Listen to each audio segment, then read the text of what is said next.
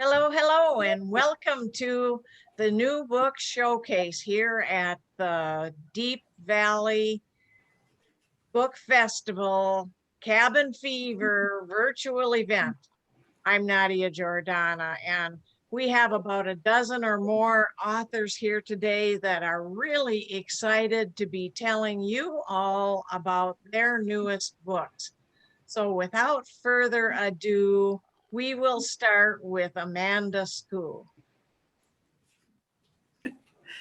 I am Amanda Scow, author of the superhero book, Superhero Joey. It's out in stores. Superhero Joey is a great book receiving excellent reviews. The book teaches readers all about seizures. And being a colorful comic book, it reaches young children and adults as well. This book is flying off the shelves and by libraries, teachers, and readers like you because it is fun and educational. And because the real superhero Joey, my son, is having a birthday the week of the Deep Valley Book Festival, I will be donating for every book sold during the event. Thank you. Thank you, Amanda. That was great. And Barbara Greenberg. Hi, everyone. My name is Barb Greenberg, and my book is The Seasons of Divorce. I'll do a little Vanna. Here you go. And it's Insights for Women in Transition. And it's a compilation of short articles that offer support and healing and compassion, reassurance and guidance, guidance that you are not alone, reassurance you are not alone, which was something that I deeply needed during my own divorce. And the seasons start with fall because just like leaves fall from the trees, the life that you have known when you start a divorce falls away from you. And then winter comes, and winter is dark and cold, and it feels like everything is lost, but there's still life underneath the ground, deep underneath the ground, that is waiting for you. And spring offers the possibilities of new beginnings, and in summer we can blossom again. So that's how it flows. After each short article are 3 short questions to ask yourself so that you can use them as guides for journaling, for talking to trusted friends, for talking to yourself, and maybe get a sense of helping illuminate your path as you go along. The samples of some of the articles the titles are Macaroni and Cheese and Creative Avoidance, Anger and the Nice Girl, and a nod to the Minnesota State Fair, Healing on a Stick. And the book has been called a compassionate guide for women and a reassurance that wherever someone is in their divorce journey, it offers hope and it honors wherever you are and reminds you you are not alone. Thank you. Oh, thank you, Barbara. That was just great. Helen, how about you? Well, my latest book is Terrific Tongues, and it's the sixth book that got published in 2020. So I kind of burst into the scene and have set a high bar for myself. And it's a children's book, and it started with a first grader saying to me when we were talking about cat tongues, how they kind of clean you, and this other first grader said in dogs slobber all over you. So I just made up a list of different kinds of tongues from whales and woodpeckers and pandas and giraffes. And then my editor, Raven, and the people that were working at Fox Point Publishing suggested putting facts in to kind of plump up the book a little bit. So there's a one-liner for each animal, like snakes use their tongues for smelling. And then there will be a little paragraph that gives facts about that animal and its tongues. And then there's also things like brats stick their tongues out. And so then there's information about human tongues. And then it kind of ends up with tongues are terrific. Can you touch your nose with your tongue? Oh, Helen, that was delightful. Thank you very much. Kim, Hanzo. Yes. Hi, I'm Kim Hanzo. I am an illustrator and author. My first book series is the World of Difference series, and this is cover number 1. It's Stand Together, and I thought I would just kind of show you the catalyst or the inspiration for the book series is this piece of artwork that I've done in the past. I did this several years ago. You see kind of these different critters around the world holding hands and interacting, and there are 6 different kind of broad topics for ways that we can all make a difference. So that those 6 topics were the inspiration for the book. First one is Stand Together, where we have 5 roly-poly penguins that interact with each other. They face different challenges through their day, and in each case, they learn different ways that if they work together, cooperate, or help each other, that they are stronger and better if they stand together versus individuals. So the whole idea being, my hope is that children will realize through these 6 different topics and breaking them down that, you know, making a difference doesn't have to be in the form of a grand gesture or heroic act. Sometimes just a simple act of kindness is all that it takes. So there we see at the end, they learn that even the smallest snowflakes can do amazing things when they stick together. So this is the first in the series. Walk Lightly is coming up real close right behind it. And then there are 4 others, which are Give Freely, which is about generosity, Live Gently, which is just about kind of being mindful, Care Deeply, which is obvious, a little bit obvious, and Love One Another. So those are all coming out in 2021. Thank you, Kim. Those look absolutely delightful. Thank you. Andromeda. My name is Andromeda Romano-Lax, and my newest book is called Annie and the Wolves. Came out about a month ago. It's the story of a down-on-her-luck modern historian named Ruth, who finds her life increasingly intertwined with that of her subject, Annie Oakley. And the novel opens with Ruth receiving what seems to be a journal that belonged to Annie Oakley and promises to reveal secrets about Annie Oakley's past.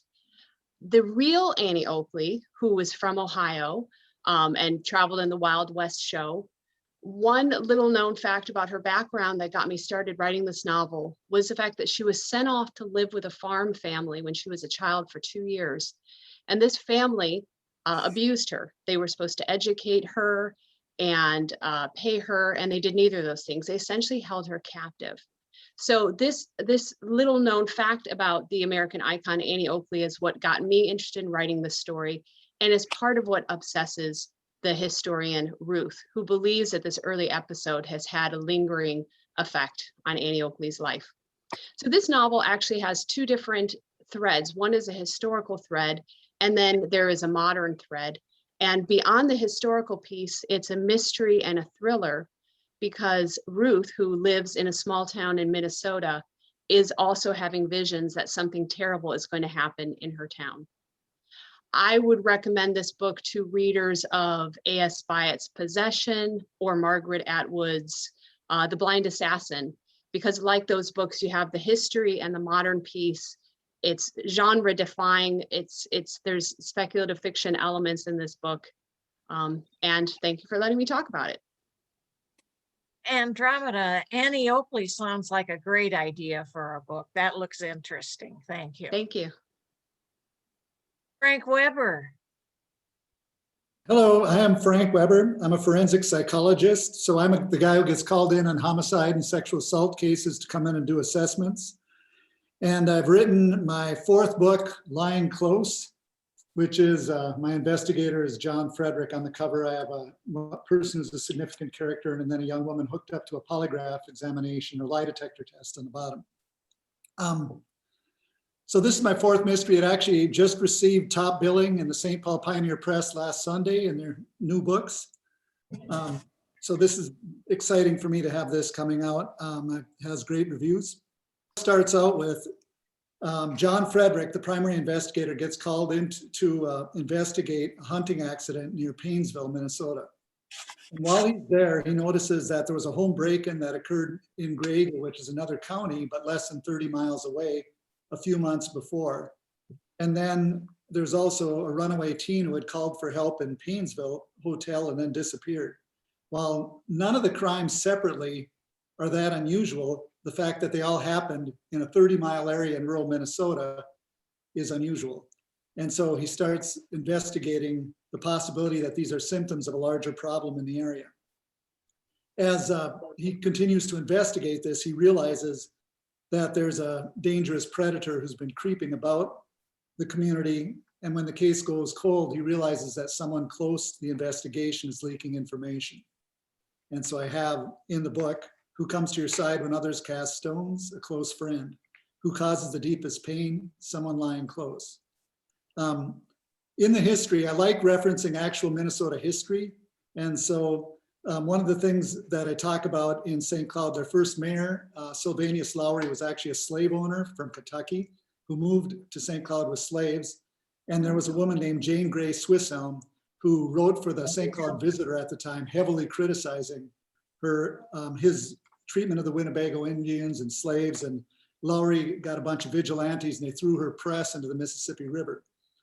The Civil War then started and Lowry moved back south with his slaves, and Jane Grey Swishelm was hired by Abraham Lincoln to be a press writer.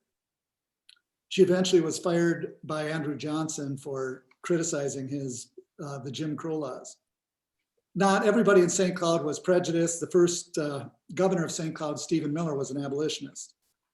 The story includes some of that history because in the story is also a forbidden relationship between a Somali Muslim woman and a white Christian male. And as a forensic therapist, I've actually counseled couples with this dynamic. And it's just interesting in 2020, 2021, there's still people who can't tell their parents who they're dating. Thank you very much, Frank. You're welcome. I think we went over. That was really sounding very interesting too. I like crime books. Thank you. Say the name of it again. It's Lying Close is the name of the book. Thank you so much. You're welcome. Raven, why don't you go next? Hi, everyone. My name is Raven Eckman.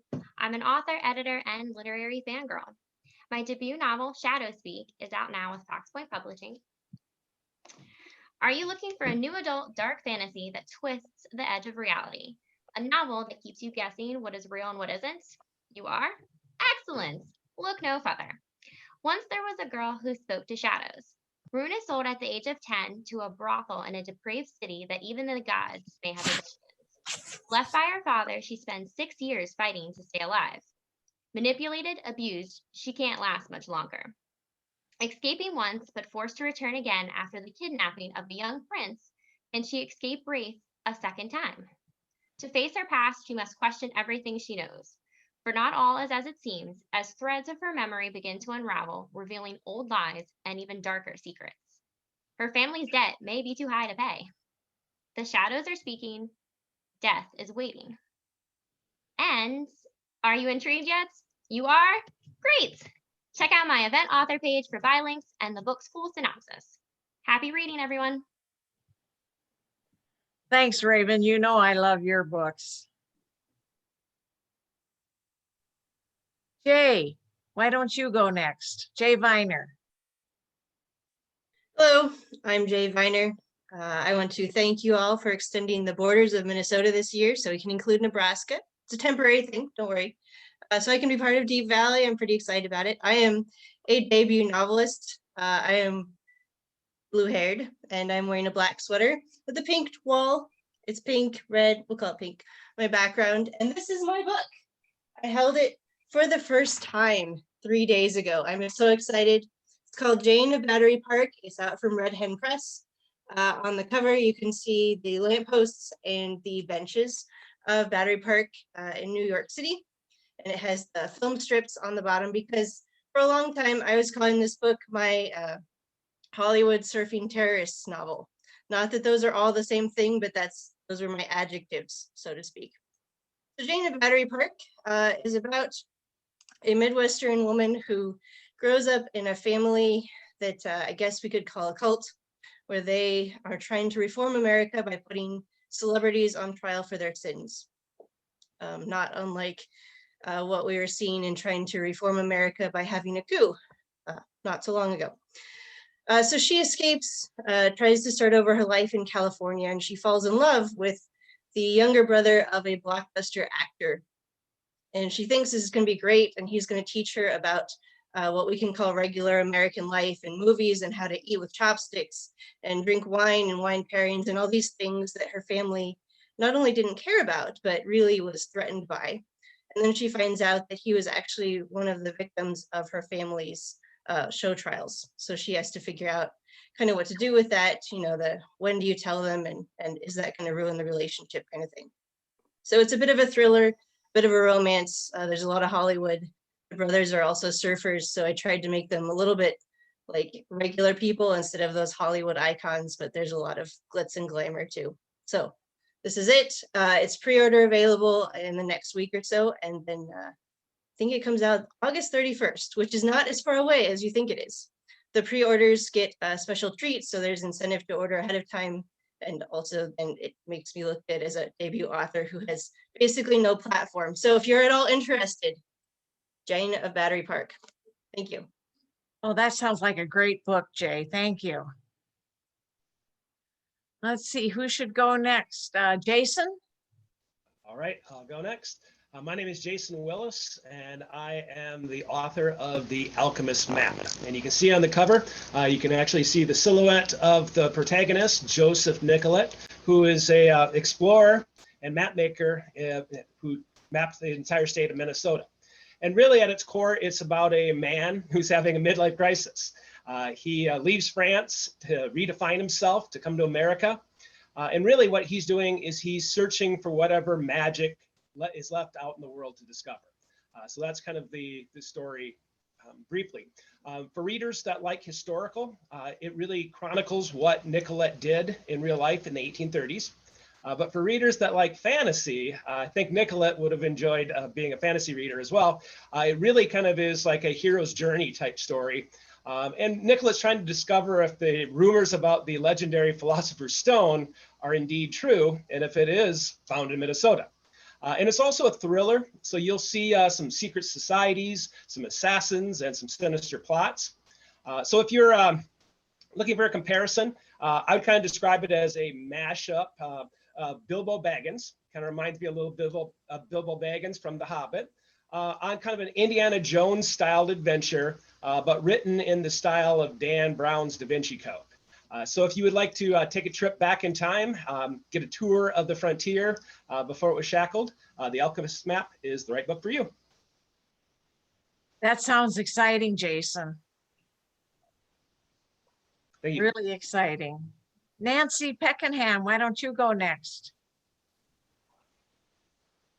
Okay, thank you.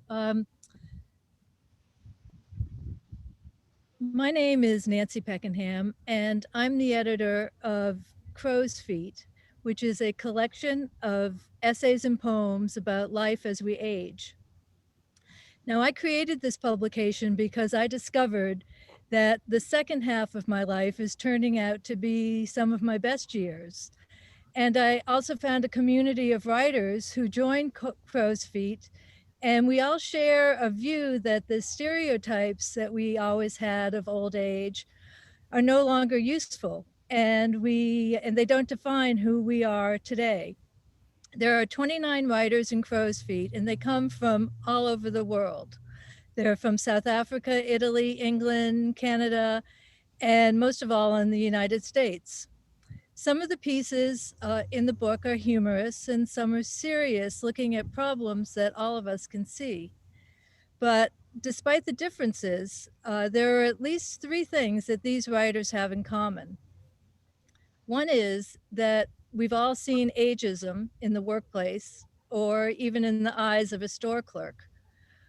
We all feel strong and motivated and want to explore new aspects of life. We want to be able to write our own chapter of life after 65 or 55. And I think we're all united by a curiosity about what's going to come next, because we know the old model is broken and we want to be able to write our own scripts for the next 30 or 40 years. I've personally seen ageism, and after kind of being put out to pasture in your late 50s, you suffer, or at least I did, a negative self-image. But after a period of self-reflection and seeing the vitality of my own 100-year-old mother, I could see that life after 50 is really a time when you can do so many things that you put on hold to be a parent or to pursue a career, that it's a great creative time. And I think that some of you will recognize the experiences presented in these essays. And hopefully it will help you reimagine your own future. You know, we're taught to believe that older people don't have the skills to be productive anymore. And me and the writers in this book, we all say that's rubbish. In this book, you'll meet writers like Julia Hubble. She's an award-winning writer and an adventurer. And she also, at age 68, lifts weights and rides horses. You'll also meet Zoe Berry, a retired nurse in Oxford, England. And she reminds us that we should be celebrating aging, that aging is a gift. It's the gift of time. This book began as a series of online essays, and it took off as more and more people saw that they could have the time of their lives, be productive, be creative, and celebrate the gift of life. Thanks, Nancy. Thanks for showing us the book too. Sure. We've run out of time, but that one looks like a really good one. And life after 50 is always, maybe not always, but as far as I'm concerned, those are the golden years, and it just gets better as time goes on. I'm glad you agree. Your book looks good. Who do we have next up? Susan Stradido. I'm Susan Stradiatto. Oh, I'm sorry. That's okay. It's a very common mispronunciation. It's actually, if you pronounce every single letter, then you get it right. But anyway, so I am here to present my latest fantasy novelette, actually. I'm a fantasy author and a romance author. I have a series out of novellas that came out a little while back called The Cateran Tales, and I have an upcoming series called The Serpentine Throne. But for this this presentation, I'm presenting a book called The Muse of Wynter, and it is a modern, or actually it's kind of historical, but it's a fairy tale, an original fairy tale that is set in an Old English style or Norwegian style world. It is based on how seasons change. It is rich in prose, almost poetic. A lot of the reviews are saying it's lyrical. It has a feel about it that is different. It's not what you get in your typical type fantasy. So it was experimental for me. So it was a little bit nerve-wracking to put it out there because it uses tons of imagery. It uses very stereotypical or archetypal characters to present a picture of and a feeling of things that happen in, I think, almost everybody's life. It's very much about how the seasons change, and that's what you would get when you read this. I highly recommend the paperback because it's got cute little illustrations. It would be a great book to read with children. It's not a book that a child would sit down and read, but it's something that I think an adult and a child read together is really the ideal audience, because it's got a lot of fun image type things, dancing, music playing, even things like knitting. It's really talking about the cycle of life. So if you're interested and you like prosy type fantasy, I highly recommend picking this one up. It's gotten great reviews so far. And it's a cute little book.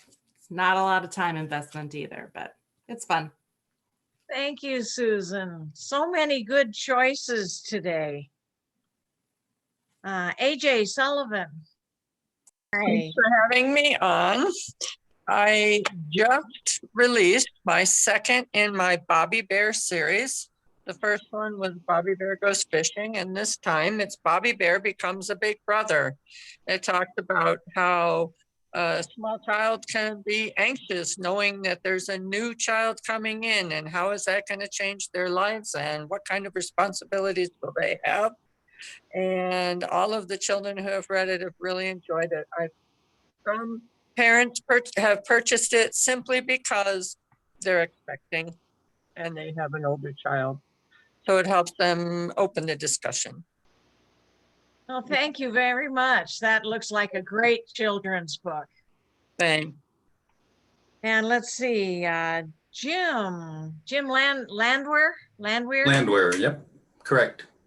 Hi, my name is Jim Landwer. I am an author and poet and displaced Minnesotan living now in Wisconsin, right outside of Milwaukee and Waukesha. And I've been writing seriously since about 2010, and I've written 3 memoirs in that time. I'm also a poet, so I have 5 poetry books that I've published as well. And this most recent memoir is called Cretin Boy, and it's a story about my experience at an all-male Christian military academy in the 1970s. And it's really a coming-of-age stories, much like A Tree Grows in Brooklyn by Betty Smith, a great book that I just read that I just absolutely loved. And Cretin Boy deals with all the angst of growing up as a teenage high school student, but in this case, it's all shrouded by what I call the dual oppression of church and state. So you've got the Catholic Christian brothers on one side, you've got the military on the other side, and it mixed in the middle of that are the lay teachers as well. So it was just a really different experience that I thought would make for a good book. And the feedback I'm getting is that you don't have to have gone to a military high school to appreciate Cretin Boy. So at the same time, it's a look into the mind of a kind of a teenage boy trying to assert his independence despite all the fear and uncertainty that comes with growing up. So I start inside the school, but I go outside into the life of myself as a teenager and just trying to stretch my wings a little bit. There's several themes covered in the book. The biggest one, I guess, being the discipline of military life. So you've got military inspections, you've got uniforms and marksmanship and all of that goes with that. But at the same time, you've got the temptations of drinking and substance abuse that comes with teenage life in high school, run-ins with the law and that kind of thing. There's academic struggles. There's that first awkward dance with a teenage girl. There's my fledgling sports career as the smallest guy on the football team and all the fun that comes with that. And just the yearning for acceptance as a high school student. All you want to do is fit in, and that's all I wanted to do. But being a shy, introverted kid, it was just a tough go. And so there's a little bit of that. There's a little bit of a theme of reuniting with people. So I start the book in my 5-year class reunion, and then I end the book going back 25 years later for my 30th reunion.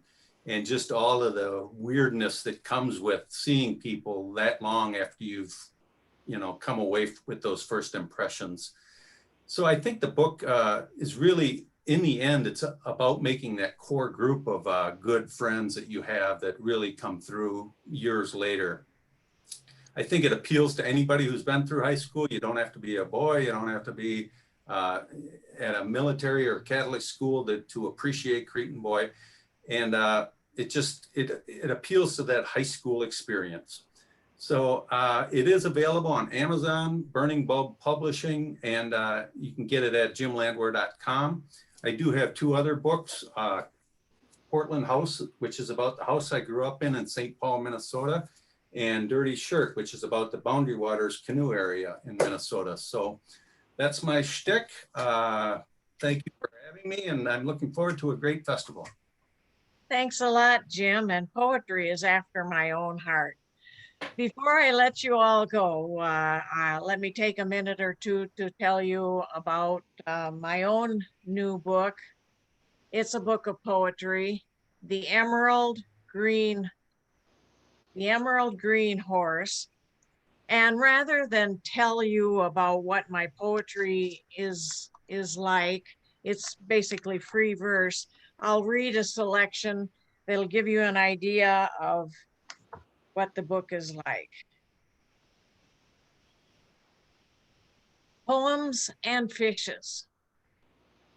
Poems are living things, whirling in a hazy neverland, waiting to be written into existence. There are so many around me this year, vying for their place in the scheme of things. They have personalities. Some are shy and secretive.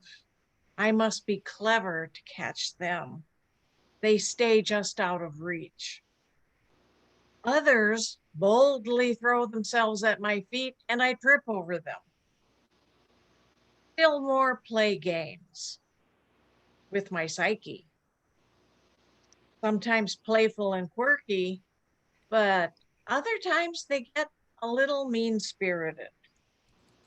I try to catch all these fish-like beings, casting my line up into the ethers in the hopes that they'll bite. I reel them in one by one, flopping and gasping for air until they realize that they're three-dimensional now and they belong to me. Only then can I tuck them into my creel and take them home for dinner and eat them. They become part of me, pages in my books. Thank you, thank you, thank you for being here with us today. We all had a great time. We sure do hope you as the audience had a good time too. Don't forget that there are a lot of events going on at the book festival all day tomorrow, and I will be providing with you the links right there on the screen. Thanks all, and bye now.